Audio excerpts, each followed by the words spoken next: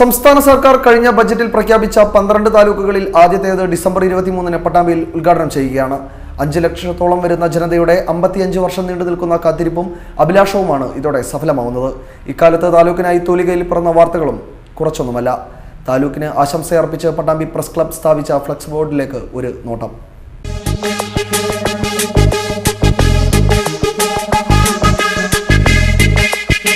പോയിപ്പോയ പ്രഭാതങ്ങൾ, പിന്നിട്ട ഒരു നൂറ്റാണ്ട്.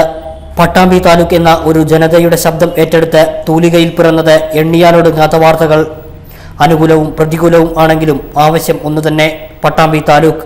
കഴിഞ്ഞ 55 വർഷം പട്ടാമ്പി താലൂക്കിനായി വിവിധ പത്രങ്ങൾ പ്രസിദ്ധീകരിച്ച വാർത്തകൾ ഉൾപ്പെടുത്തിക്കൊണ്ട് പട്ടാമ്പി താലൂക്ക് പ്രസ് ക്ലബ് സ്ഥാപിച്ച ഫ്ലക്സ് ബോർഡ് ഒരു ജനതയുടെ സ്വപ്ന സാക്ഷാത്കാരത്തിന്റെ നേർക്കാഴ്ചയാവുകയാണ്. പട്ടാമ്പി താലൂക്ക് തന്റെ സ്വപ്നങ്ങളിൽ ഒന്ന് എന്ന് മഹാനായ EMS പറഞ്ഞതു മുതൽ താലൂക്കിനായി നടന്ന പ്രക്ഷോഭങ്ങൾ, പ്രതിവാദങ്ങൾ തുടങ്ങി താലൂക്ക് ഉദ്ഘാടനം വരെ വന്ന വിവിധ പത്രങ്ങളിലെ വാർത്തകളാണ് ഫ്ലക്സ് ബോർഡിൽ ഉള്ളത്. ഒരു ജനതയുടെ സ്വപ്ന സാക്ഷാത്കാരത്തിനു വേണ്ടി തൂലിക സഞ്ചരിച്ച വഴികൾ. പട്ടാമ്പി താലൂക്ക് പ്രസ് ക്ലബും കേരള പത്രപ്രവർത്തക അസോസിയേഷനും സംയുക്തമായാണ് പട്ടാമ്പി ബസ് സ്റ്റാൻഡിലും മേലെ പട്ടാമ്പിയിലും ഫ്ലക്സ് ബോർഡ് സ്ഥാപിച്ചിട്ടുള്ളത്.